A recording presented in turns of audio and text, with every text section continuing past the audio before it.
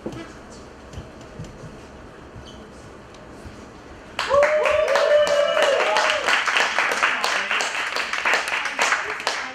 and I directed this production of Hamlet.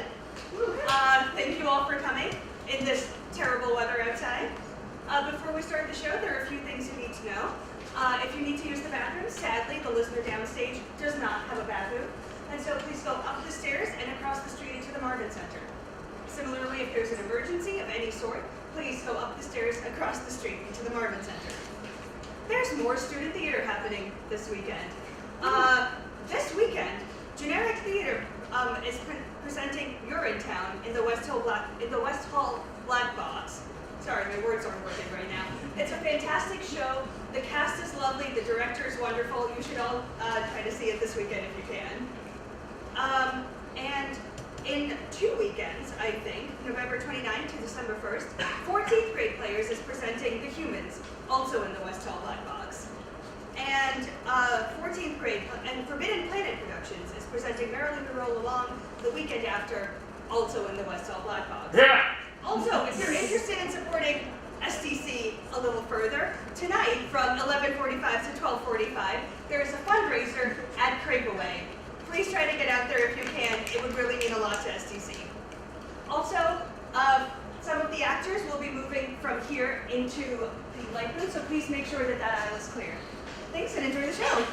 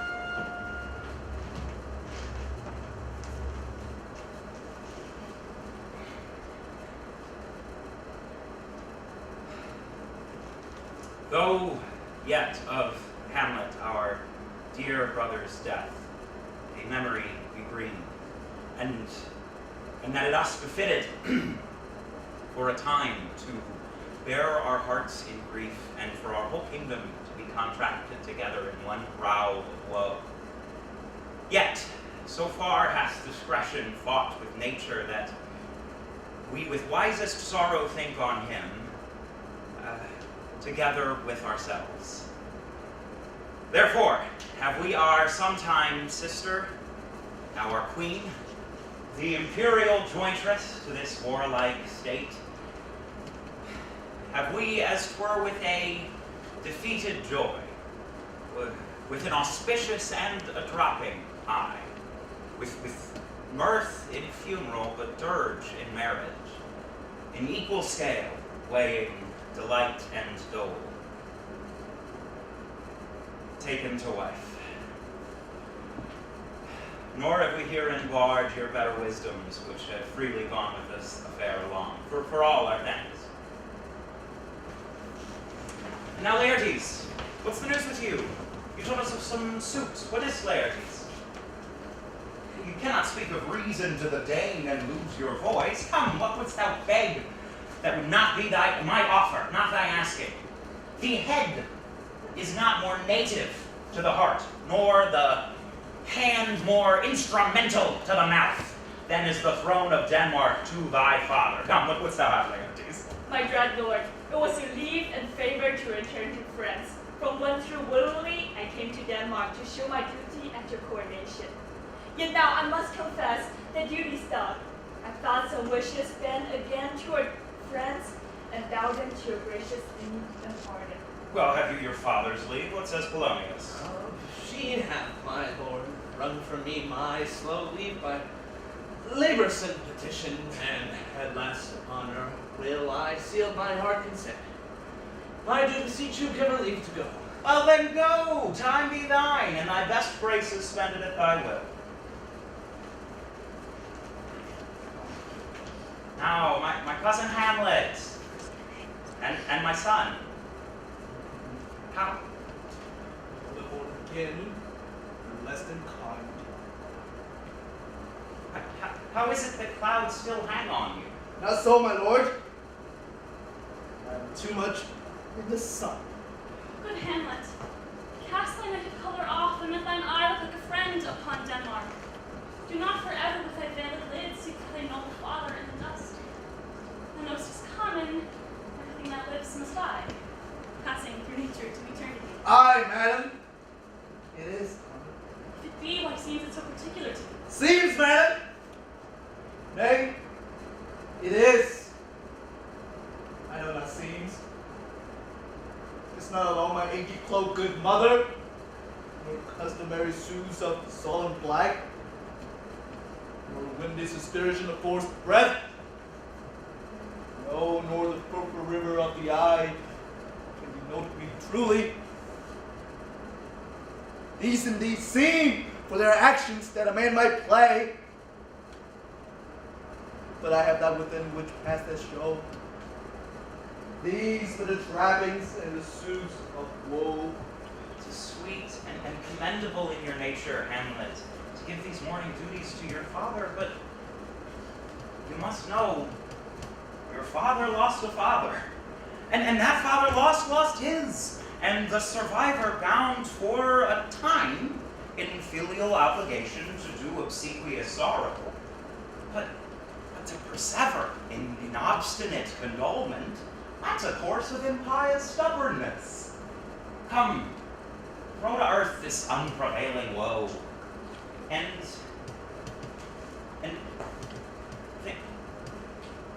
think of us as a father. For let the world take note, you are the most immediate to our throne, and with no less nobility of love than that which dearest father bears son, do I impart toward you. For your intent in going back to school in Wittenberg is most retrograde to our desire. How could we beseech you and you to remain here in the cheer and comfort of our eye, our chiefest courtier, cousin, and son. Let not thy mother lose her prayers, Hamlet, I pray thee, stay with us, go not to Wittenberg. I shall know my best to obey you, madam. Why, 'tis a loving and a fair reply. Come, Gertrude, this sweet and unforced accord of Hamlet sits smiling to my heart.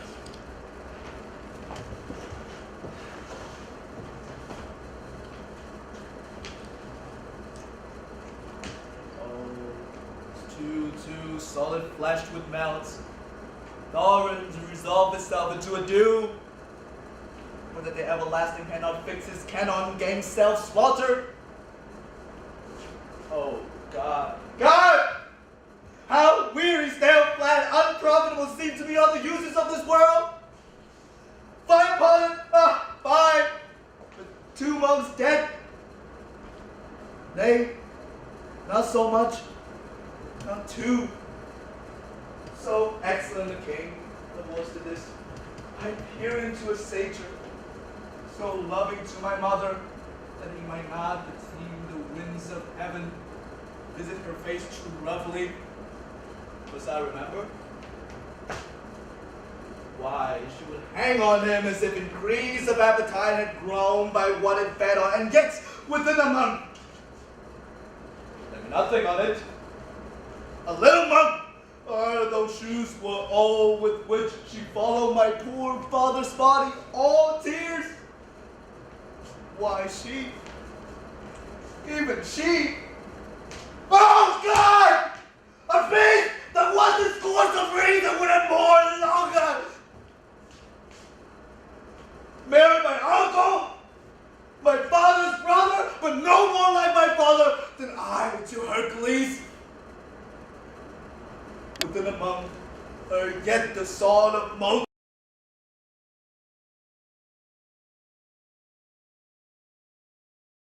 unrighteous tears had left the flushing of her cold eyes.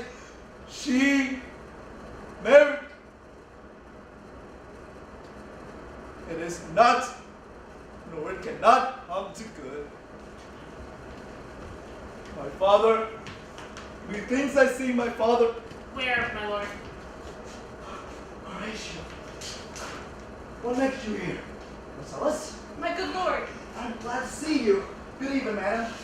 But what, in faith, makes you from here? Where see you your father, my lord? In my mind's eyes, Horatio, he was a man taken for all in all. I shall not look upon his like again. My lord, I think I saw him yesterday. So, who? The king, your father. Season your admiration for a while with an attent ear, till I may deliver this marvel to you.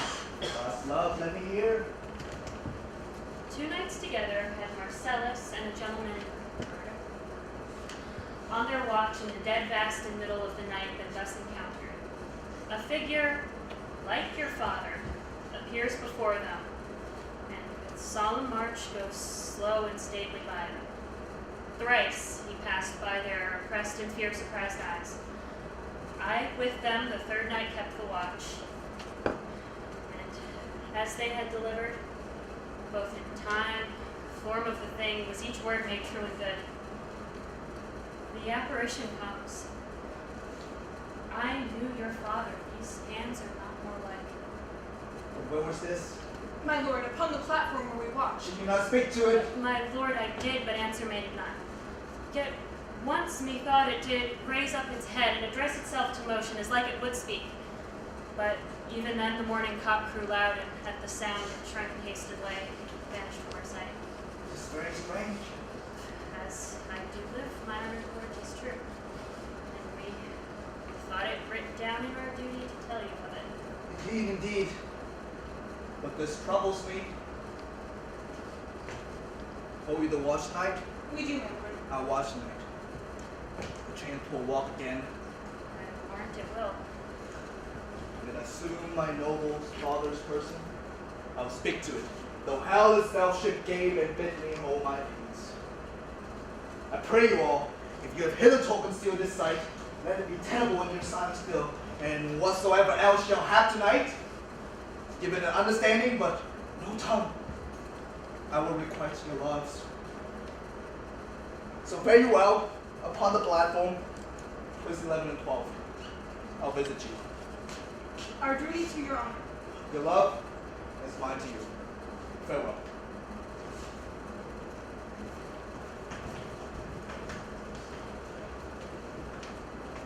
My father stares in arms. All is not well. I doubt some foul play. When the night will come,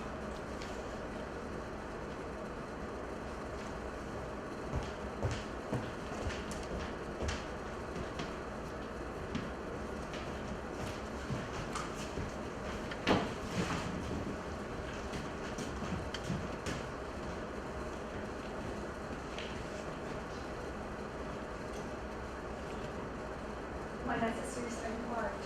Farewell. And, sister, as to when you benefit and compose as assistant, do not sleep. Let me hear from you. Do you doubt that? For Hamlet and the trifling of the spirit, polluted of fashion and the toiling blood, violent in the youth of primary nature, forward not permanent, sweet not lasting, perfume and suppliance of linen, no more. No more, but so? Think you no more. Perhaps he loves you now. You must fear. His greatness weighted, his will is not his own. For he himself is subject to his birth, he may not as unvalued person do carve for himself. For on his choice depends the safety and health of this whole state. Therefore must his choice be circumscribed unto the voice and the yielding of that body, whereof he is the head. Feared, Ophelia, feared, my dear sister. I shall the effect of this good lesson keep as watchman to my heart, but could my sister do not, as some ungracious pastors do, show me the steep and thorny way to heaven, whilst, like a puffed and reckless libertine, herself the primrose path of dalliance treads, and rests on her own feet? Very good. I stayed too long, but here our father came. A double blessing as a double grace. Occasion smiles upon the second day. Yet here they are, affordable, born for shame. The wind sits in the shoulder of your sails, and you are stayed for. There, my blessing with thee. And these few precepts in thy memory, see thou carry them. Beware of entrance to a quarrel, but being in, bear that the opposed may beware thee. Give every man thine ear, but few thy voice. Take each man's censure, but reserve thy judgment. Neither a borrower nor a lender be, for loan both oft loses itself and a friend. And borrowing dulls the edge of husbandry. This above all, to thine own self be true. And it must follow as the night and day, thou canst not then be false to any man. Farewell, my blessing season this in thee. Most humbly do I take my leave, my lord. Time invites you, go. Farewell. And remember well what I have said to you. 'Tis in my memory locked. Farewell.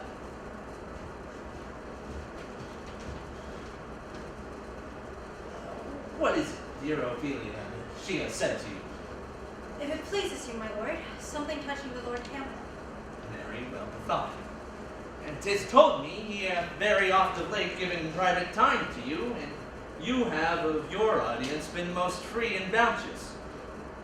If it be so, I must tell you, you do not understand yourself so well as it behooves my dollar and your honor. So tell me, what is it between you? Give me the truth. He hath, my lord, of late made many tenders of his affection towards me. Affection. You speak like a green girl, unsifted in such perilous circumstance. Tell me, do you believe in tenders, as you call them? I do not know, my lord, what I should think. Mary, I'll teach you. Tender yourself more dearly, or not. Crack the weed with the old phrase, running thus. You will tender me a fool. He hath, my lord, importuned me with love in honorable fashion. Fashion, you may call it. Go to, go to. And he hath given countenance to his speech with almost all the holy vows of heaven. I do know. But when the blood burns, how prodigal the soul ends the tongue its vows. These blazes, daughter, giving off more light than heat, extinct in both, even in their promises it is making. You must not take for fire. From this time be somewhat scanter of your presence. Set your entreatments at a higher rate than the command of Parliament. In few, Ophelia, Do not believe his vows. This is for all. I would not, in plain terms, from this time forth, have you so slender any moment leisure as to give words or talk with Lord Hamlet. Well, look to it. From your ways I have charged you.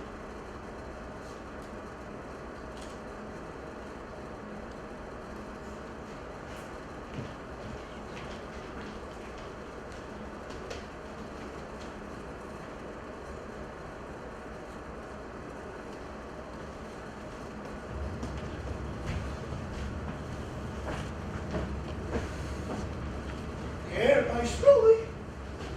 It is very cold. It is a nipping and an eager air, my lord. What hour now? I think it lacks a 12. No, it struck. Indeed, I heard it not. Then it draws near the season wherein the spirit held his wont to walk. Look, my lord, it comes! Angels and ministers of grace, defend us.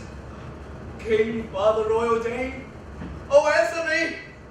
Let me not burst in ignorance, but tell why thy canonized walls, hers in death, have burst their sermons. What may this mean that thou, dead corpse, revisit us the glimpses of the moon, making night hideous? Say, why is this? Wherefore? What shall we do? Do not go, but Do not speak. Do not follow it. Do not, my lord. Why? Why should we fear? I don't set my life in a pen's fee. It wastes me forth again. I'll follow it.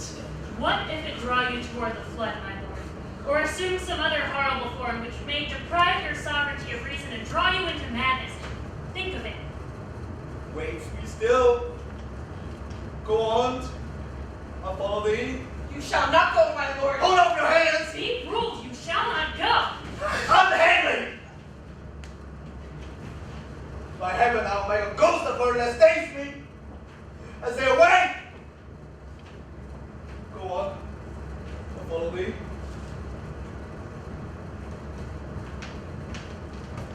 He waxes desperate with imagination. Let's follow him. It does not fit thus to obey him. How after to what issue will this come? Something is rotten in the state of Denmark. Heaven will direct it. Nay! Let's follow him.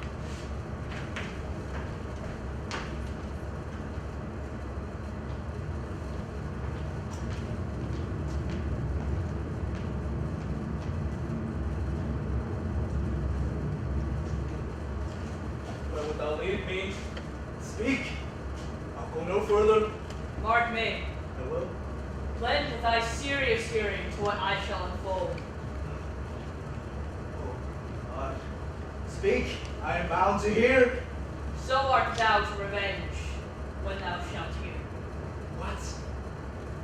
I am thy father's spirit, doomed for a certain term to walk the night, for the day, confined to fast in fires till the foul crimes done in my days of nature are burnt and purged away.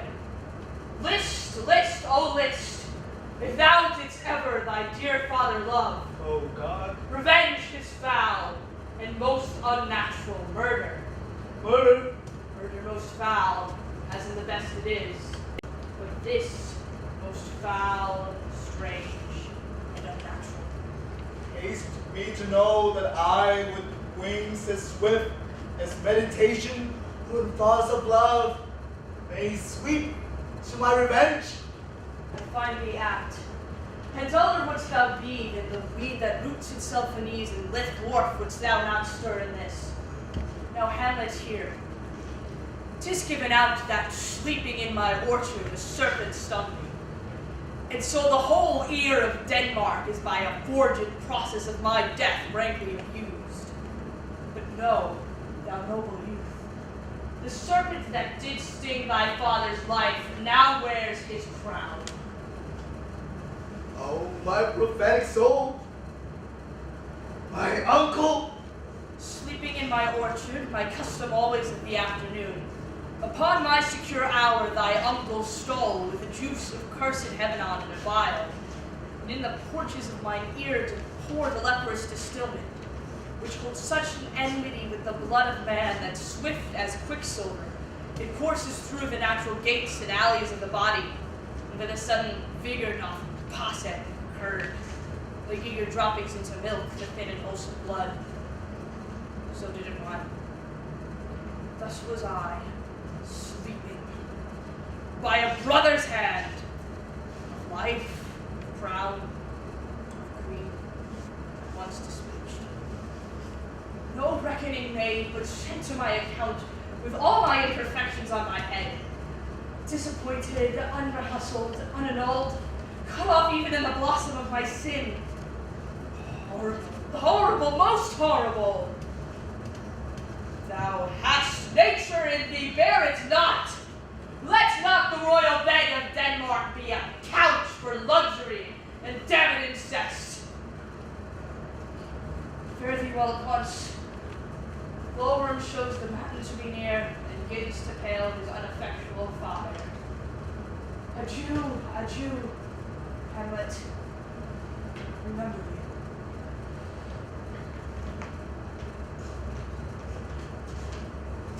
I, thou poor ghost, why memory holds the seat in this distracted globe? Remember thee? Oh, villain, villain, smiling dame, villain! My tables. Read it as I set it down, that one may smile and be a dame, villain! At least, I'm sure it may be so in Denmark. So, uncle, there you are. Now, to my word, it is adieu, adieu, remember me. I've sworn it. My lord, Lord Hamlet! Heaven secure him. What news, my lord? Wonderful. Good, my lord, tell it. No! You reveal it. Not I, my lord, by heaven. Nor I, my lord. My good friends, as you are friends, scholars and soldiers, give me one poor request. What is it, my lord, we will? Never make known what you've seen tonight. My lord, we will not. Nay, but swear it. In faith, not I. Nor I, my lord, in faith. On my book. We have sworn, my lord, already. Swear! Propose the oath, lord. Never speak of this that you have seen. Swear by my book. Swear! Come hither, friends, and lay your hand against upon my book. Never to speak of this as you have heard. Swear by my book. Swear! Day and night, this is wonder strange. Therefore, as a stranger, give it welcome. There are more things in heaven and earth, Horatio, that are dreamt of in your philosophy. But come, I shall think it meet to put an antic disposition on it. And you, at such time seeing me, never shall, with arms incur thus, or this head shake, or by pronouncing of some doubtful phrase, or by ambiguous giving out to note that you know all of me. There's such to do, so grace and mercy and your most need helped you. Swear!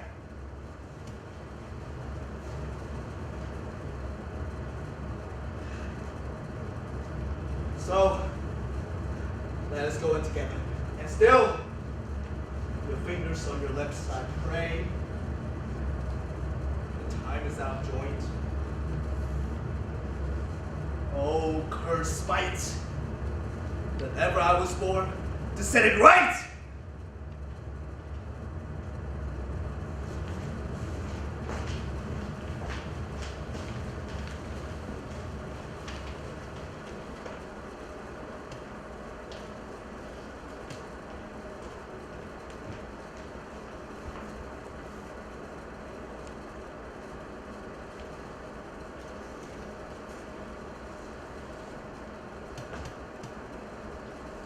My lord.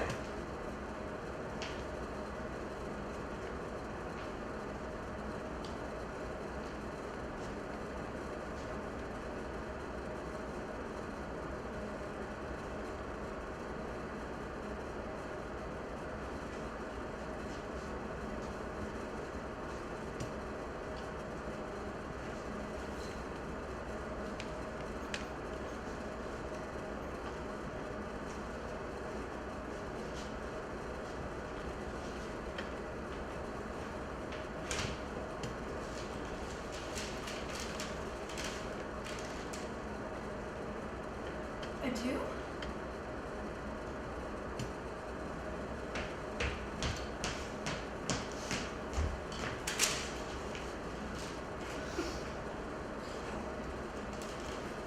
Come, go with me.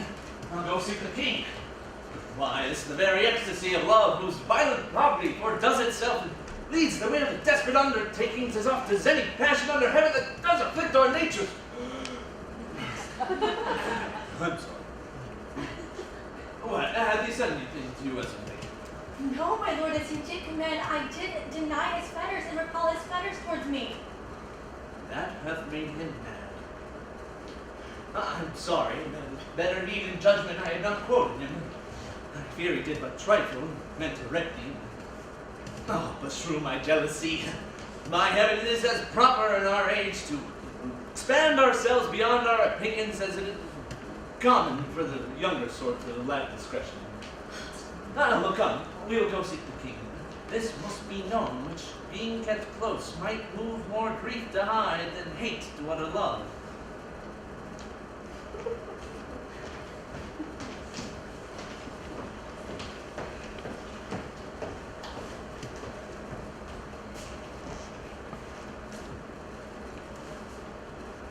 Welcome, dear Rosencrantz and Guildenstern. Moreover, that we much did long to see you, the need we have of you did provoke our hasty sending. Something have you heard of Hamlet's transformation, so call it? Sith neither the exterior nor the inward man resembles what it was, what it should be, more than his father's death. That thus puts him so far from understanding of himself, I cannot drink. So, we entreat you that, being of so young days brought up with him and sith so neighbor to his youth and behavior, that you might vouchsafe your rest here for some little time, that by your companies you may draw him on to pleasures, and gather, so much as from occasion you may glean, whether aught to us unknown afflicts him thus, that open lies within our remedy.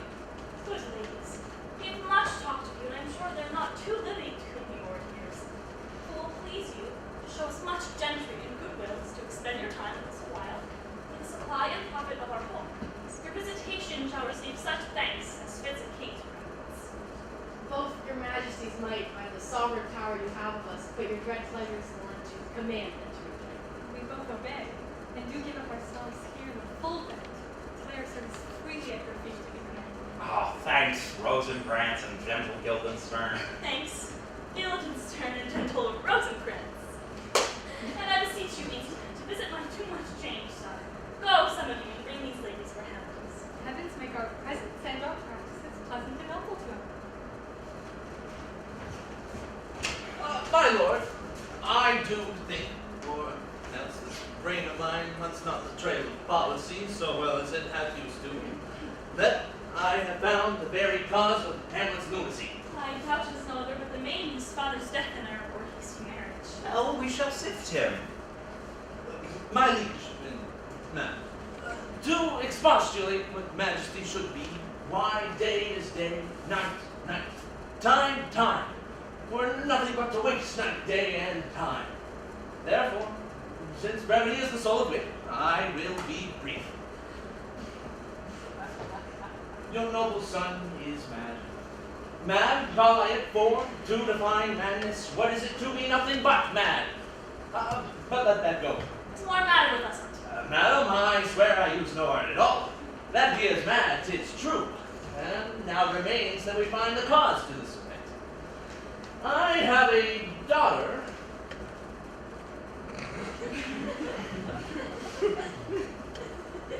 Oh, give me this.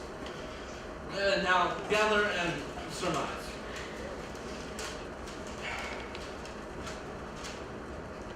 To the celestial and soul's idol, the most beautified Ophelia. That's an ill phrase. A vile phrase. Beautified is a vile phrase. But you shall hear it thus. Doubt thou stars are fire, doubt that the sun doth blue. Doubt truth to be a liar, but never doubt I love. Oh, dear Ophelia, I am ill at these numbers. I have not art but to reckon my groans, but that I love thee best, oh most best, believe it and due to thy nevermore most dear lady, lest this machine is in him. The Hamlet. This hath my daughter in obedience shown me, and more above hath his solicitings as they fell out by time, means, and place all given to mine ear. And thus my daughter I did bespeak. Lord Hamlet is a prince, he is out of thy star, this must not be. And these two precepts gave her, that she should lock herself from his resort, admit no messengers, and receive no tokens. Which done, she took the fruit of my advice, and he, a short tale to make, fell into a sadness, and thence into a fast, and thence into a watch, and thence into a weakness, thence into a lightness, and thence by this declension into the madness wherein now he does rave. And all we mark. Well, do you think 'tis this? Maybe very likely. Hath there ever been such a time where I positively positively said 'tis so, and it's proven otherwise. Not that I know. How is Hyford? You know, sometimes he walks 4 hours together here in this lobby. So he does indeed. At such a time, I'll loose my daughter upon him. Be you and I by nearest then. Mark the encounter. If he love her not, and from his reason not fallen thereon, then let me be no assistant to the state, but keep the farm in carters. We shall try it. Why don't you go see him? Well, I do beseech you both away. I'll board it presently.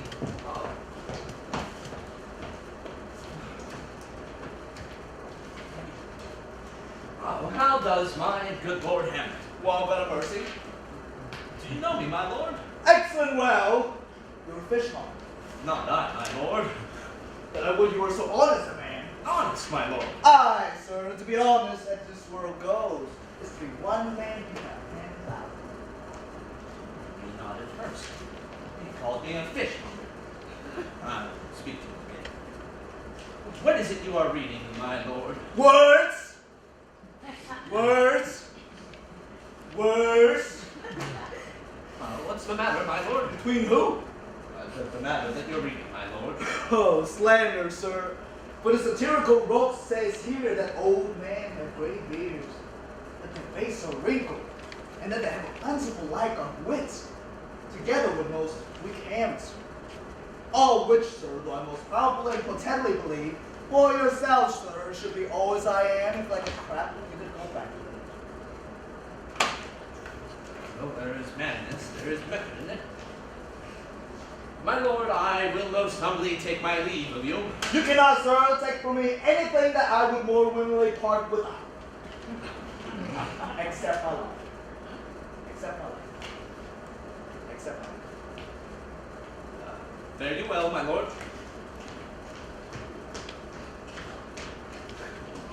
These tedious old fools.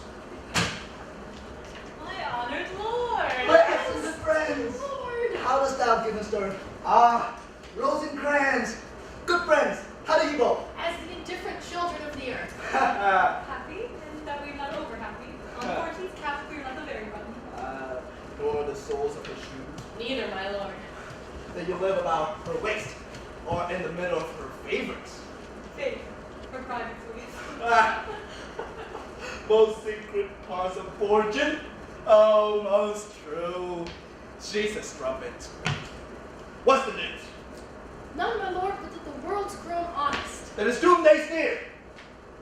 But let me question more in particular.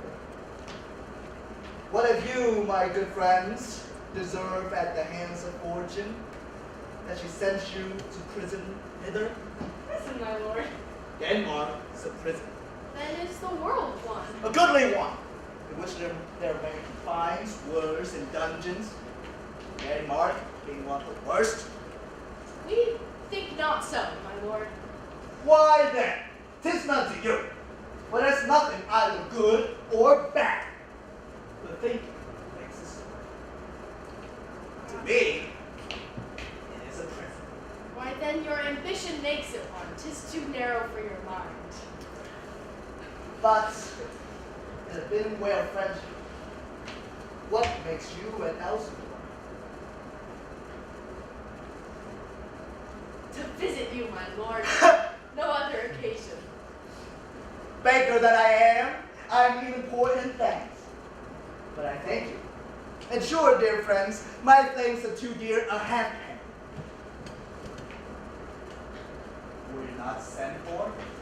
Is it your own inclining? Is it a free visitation? Come, deal justly with me. Come, nay, speak! Should we say, my lord? Why, anything but to the purpose. You were sent for. There's a kind of confession, Willows, which your modesty have not crafted up to color. I know the good king and queen you sent for you. What end, my lord? That you must teach me. But we question you by the rights of our fellowship, by the constancy of our youth, by the obligation of our ever-preserving love, and by what more dear a better proposal could charge you with that? Be even and direct whether you will send for or no. What say you? Nathan, I have an eye on you. If you love me or not. My lord? We were sent for.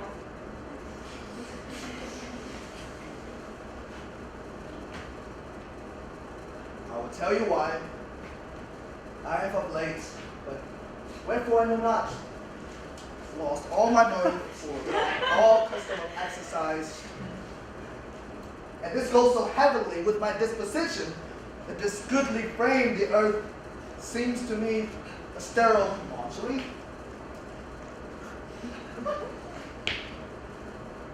How one piece of work is a man, how noble in reason, how infinite in fact. And yet to me, what is this quintessence of dust? Man delights not me. No, nor woman neither. Though by your smiling, you say so. There was no such stuff in my thoughts, my lord. What are you laughing when I say man delights not me? To think, my lord, if you delight not in man, what Lenten entertainment the players shall receive from you. We coded them on the way. What players are they? Even those you would want to take delight in, the tragedians of the city. Friends, you're welcome to ask. Your hands come then. The appurtenance of welcome is fashion and ceremony. You are welcome. By my uncle father and my aunt's mother, or DC. What, my lord? I am but mad northwest. When the wind is southerly, I know hawk from my hands. Well be with you, gentlemen. I will promise thee he comes to tell me the player. Mark it. My lord, I have news for you. My lord, I have good news to tell you. When Rosius was an actor in The Rome. actors are come hither, my lord. Christmas. The best actors in the world, either for comical, tragical, historical, pastoral, comical, pastoral, comical, tragical, seen and divided, or, of course, poem unlimited. You are welcome, master. Welcome all. I am glad to see thee well. Welcome, good friend. Oh, my old friends. Thy face is fallen since I saw thee last. Comest thou to view me in Denmark? We'll have a speech break. Come, give us a taste of equality. Come, a passionate speech. What speech, my lord? I have heard thee speak me a speech once, but it was never acted, nor if it was, never above once. 'Twas Aeneas' tale to Dido, and thereabout of it especially where he speaks of Priam's water. It lives in your memory. Begin at this line. Let me see. The rugged heroes, like a Herculean beast. It is not so. It begins with heroes. The rugged heroes, horridly tricked with blood of fathers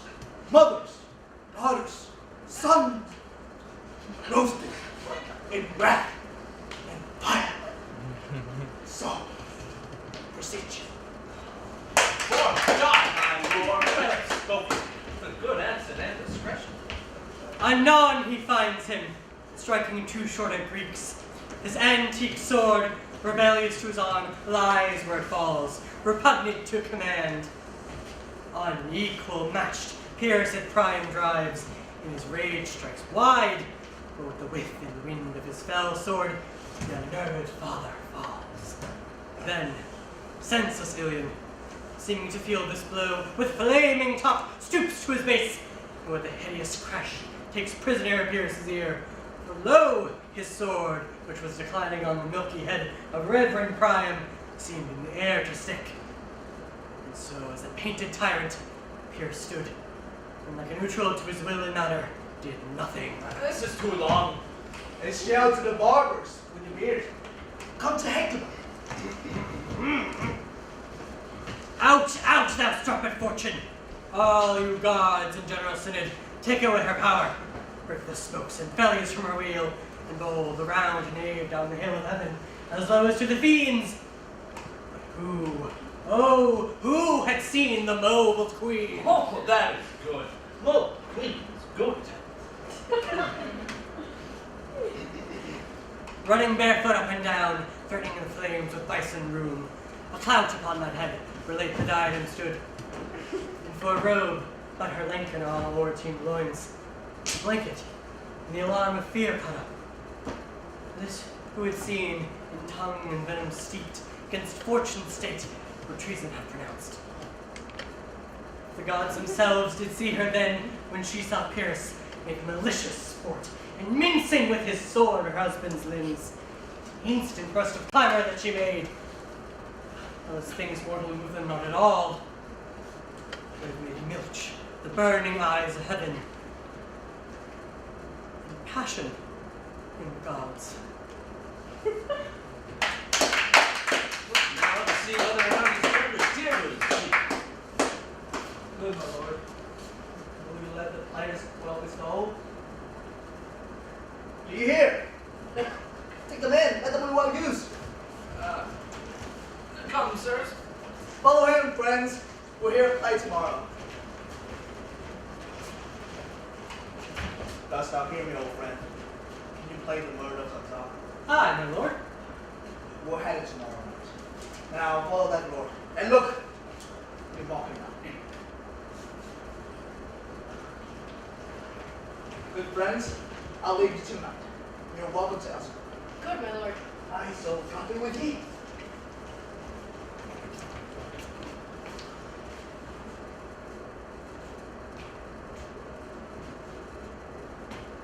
Now I'm alone.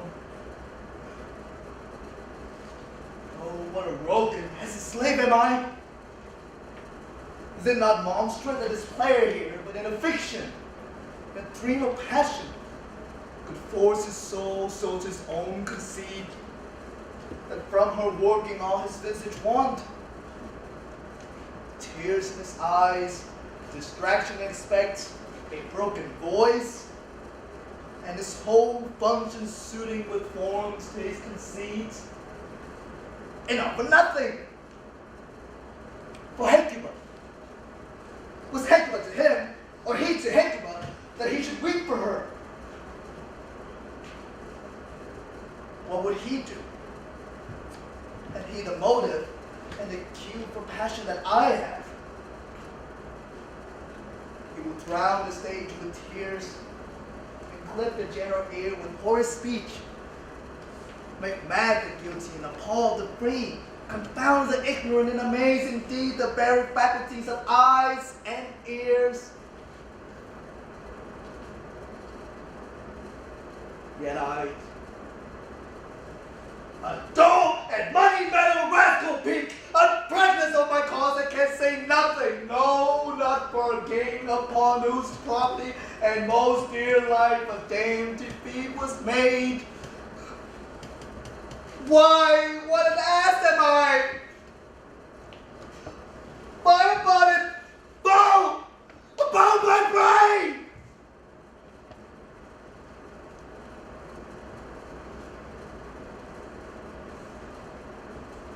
I have heard the sitting creatures sitting in a play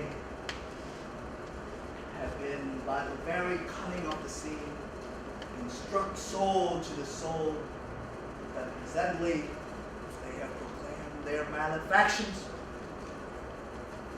for murder, though it has no tongue to speak with most miraculous organ. I'll have the players play something like the murder of my father before my uncle. I'll observe his looks. I'll tend him to his quick. If he but blink, I know my courses. The play's the thing wherein I'll catch the conscience of the king.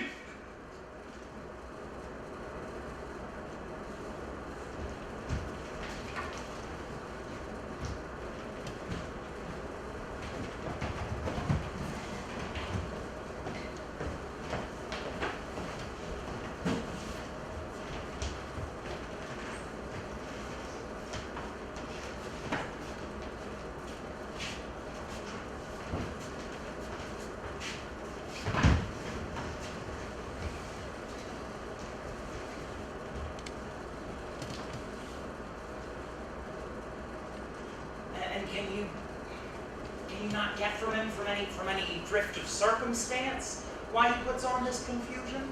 He does confess he feels himself distracted, but from what cause he will by no means speak.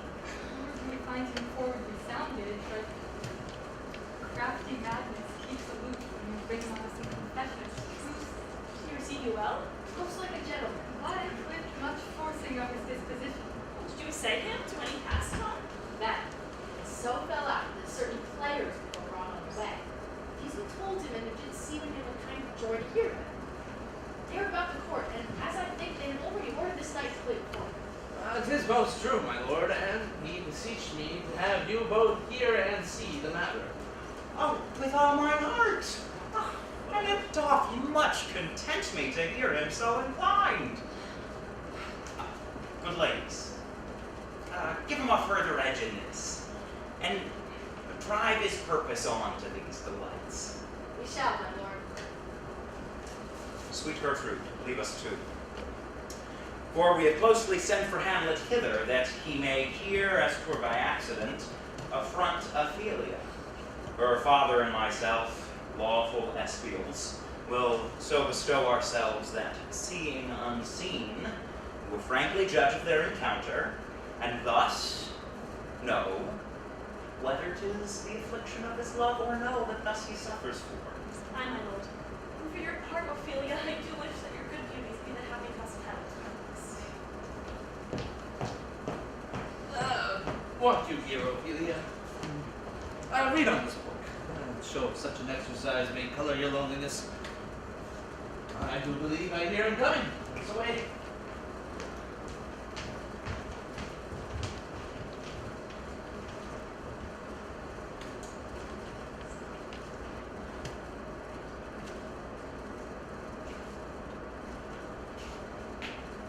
To be or not to be? That is the question. Whether 'tis nobler in the mind to suffer the slings and arrows of outrageous fortune, or to take arms against the seas of trouble, and by opposing end them, to die, to sleep no more, and by sleep the same we end the heartache and 1,000 natural shock that fleshes add to die, to sleep, perchance to dream. Aye, there's to run. For when the sleep of death what dreams may come, when we have shuffled off this mortal coil, must give us pause. For who would bear the whips and scorns of time, the oppressor's wrong, the insolence of office and his spurns, that patient merit of the unworthy text, when he himself by his quietus make with a bare bodkin?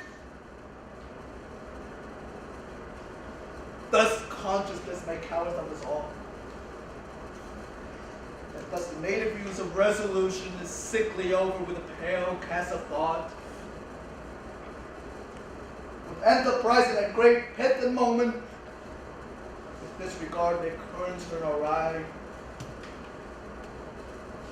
and lose the name of action. Softer now, the fair feeling. Good, my lord. How does your honor for this many a day? I humbly thank you. Well. My lord, I have some remembrances of yours that I've longed to read over. I pray you, now receive them. No. And then what? You know right well you did.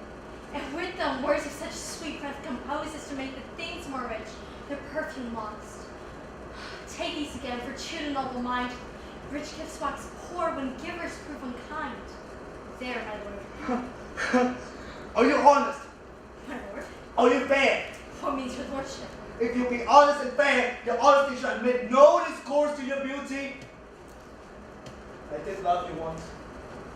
Indeed, my lord, you made me believe so. You should have believed me. For virtue cannot sow and inoculate our own stock, but we shall relish of it. I love you not. How was the Lord deceived? Cathedral nunnery. Why would thou be a breeder of sinners? I am myself indifferent honest, but yet I can accuse me of such things that were better my mother had not borne me. I am very proud, revengeful, ambitious, with more offenses at my backs than I have thought to put them in, or imagination to give them shape, or time to act them in. Why should such a fellow as I do, crawling between earth and heaven? We are errand knaves, all. Believe none of us.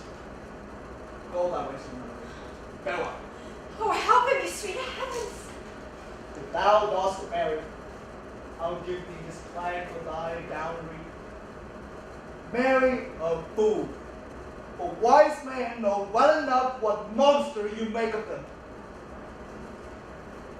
So remember to go, and quickly too. Farewell. Heavenly powers, restore him. I have heard your painting too well enough. God had given you one face, and you make yourself another. Go to. I'll no more on it. It has made me mad. I said we'll have no more marriage. Those that are married already, all but one, shall live. The rest shall keep as they are. Do nunnery, go. Oh, what a noble mind is here overthrown, and I of ladies most dejected, wretched, that sucked the honey of his music vows. Now see that noble and most sovereign reason, like sweet bells changed, out of tune and harsh.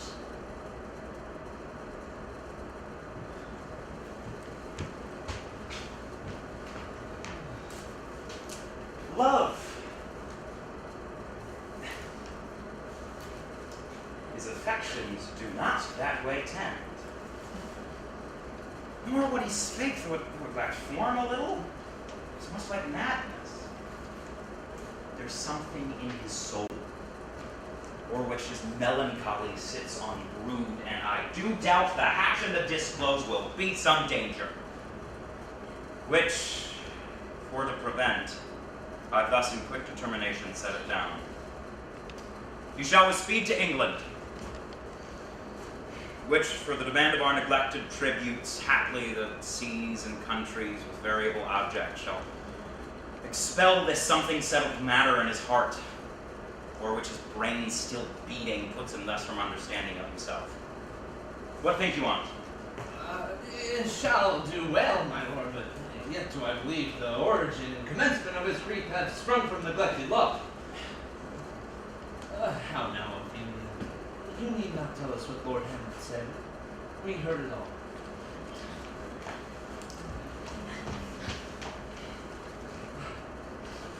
My lord, do as you please. If you hold it fit, after the play, let his queen mother all alone entreat, and show his loneliness. And I will be placed so please you in the ear of all their comments. find it not the New England send it, or wherever your wisdom that does see fit. It shall be so. Madness and great ones must not unwatched go.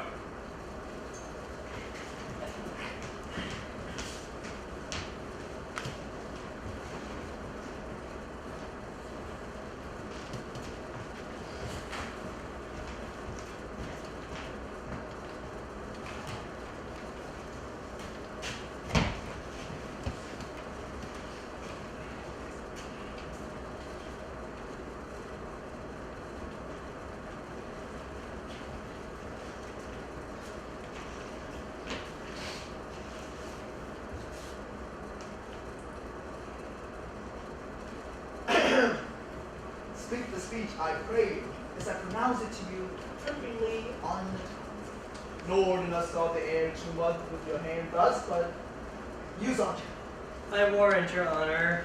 Be not detained either, but let your own discretion be your tutor. Soothe the action to the words to the actions, with the special overstep not the modesty of nature. For anything so overdone is from the purpose of playing, whose end, both verse and noun, was and is to hold as twirl the mirror up to nature. Oh, there be players that I have seen play and heard others praise, and highly, not to speak it profanely, have so strutted and bellowed that I have thought some nature journeyman had made man and not made them well.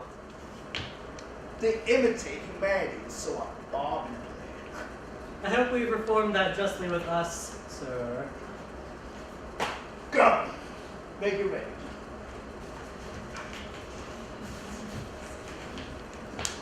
What ho! Horatio! Here, sweet lord, at your service. Horatio, thou art even as just a woman as ever my conversation cope without. Oh, Nay, do not think I flattered. For what advancement may I hope from thee, that no revenue hast, but thy good spirit to feed and clothe thee? There's a play tonight before the king. One scene of it come near the circumstance which I told thee on my father's death. I pray thee, when thou seest that act afoot, even with the very common of thy soul, observe my tongue. If its occulted guilt do not itself unkennel in one speech, it is a damned ghost that we have seen. My imagination are as foul as Vulcan's smithy. Give him heedful notes, for mine eyes will rivet to his face, and after will both our judgment join in censure of his scene. well, They're coming to the play. I must be idle. Get your place. How fares our cousin Hamlet?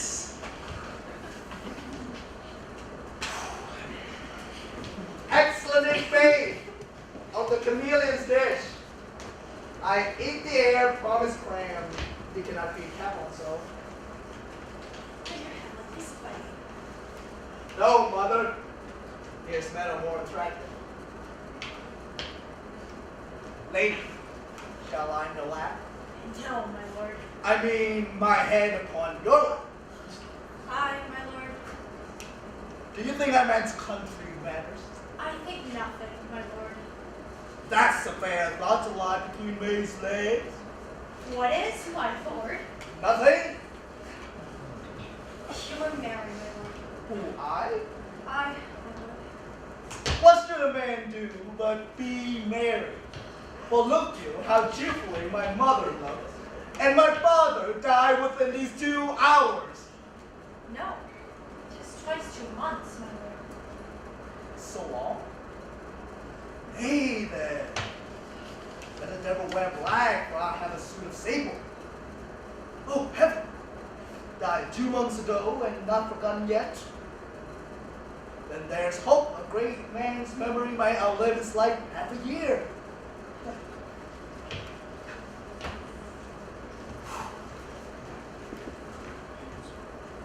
For us and for our tragedy here, stooping to your clemency, we beg your hearing patiently.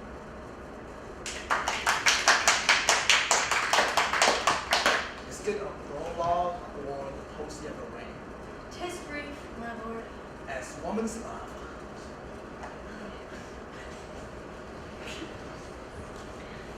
Full 30 times hath Phoebus' cart gone round, Neptune's salt washed, and Tellus o'ered ground. 30 dozen moons with borrowed sheen, about the world have times 1230s been, since love our hearts, and time in our hands, did unite communal in most sacred bands. So many journeys may the sun and moon make over us our love be done. But woe is me, you are so sick of late, so far from cheer and from your former state that I distrust you. But though I distrust, discomfort you, my lord, nothing must. In faith I must leave thee, love, and shortly too, my operating powers their functions leave to do, and thou shalt live in this fair world behind, honored, beloved, and haply one is kind. Confound the rest! Such love must need be treason in my breast. And second husband, let me be accursed. None wed the second, but who killed the first. These instances that second marriage move are base respects of thrift, but none of love. A second time I kill my husband dead, when second husband kisses me dead. I do believe you think but now you speak, but what we do determine oft we break. Mark the great man down, mark his favorite flies, the poor advance to make friends of enemies. But orderly, to end where I begun, our wills and fates do so contrary run. Our thoughts are ours, their ends none our own. So think thou wilt, your second husband wed, but die thy thoughts, when thy first lord is dead. Each opposite that blinks the face of joy meets what I would have well let it destroy. Both here and hence pursue me lasting strife, if once a widow, ever I be a wife. 'Tis deeply sworn. Sweet, leave me here a while. My spirits grow dull, and I would beguile the tedious day with sleep. Sleep, rock thy brain, and never come mischance between us two.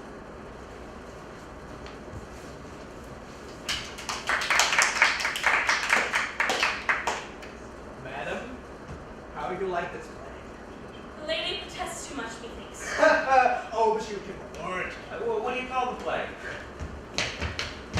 The Mousetrap. This play is the image of murder done in Vienna. Gonzago is the Duke's name, his wife Testa. You shall see anon, 'tis a knavish piece of work. But what all that, your majesty and us that have free souls, it touches us not.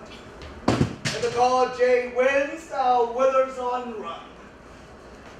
Oh, this is one Lucian's nephew to the king. Oh, this one's Lucianus, nephew to the king. Good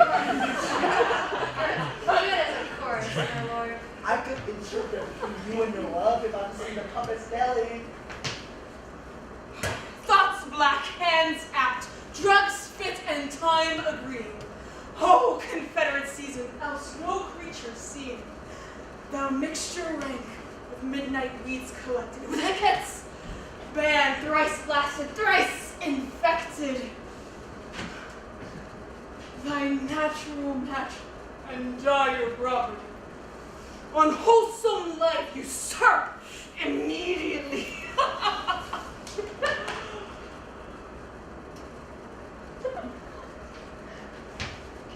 She poisoned him in the garden where I stayed. His name's Gonzago. The story is extant, rich in joys Italy. You shall see anon how the murderer gets the love of Gonzago's wife. The king rises. What? Bright wood falls fire. Oh, there's my lord. Give over the play. I need some light. Away! Lights. Lights. Hey, lights. Lights.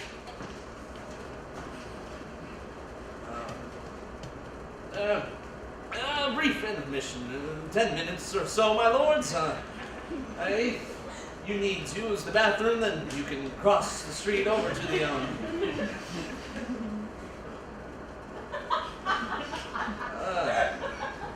the Marvel Center.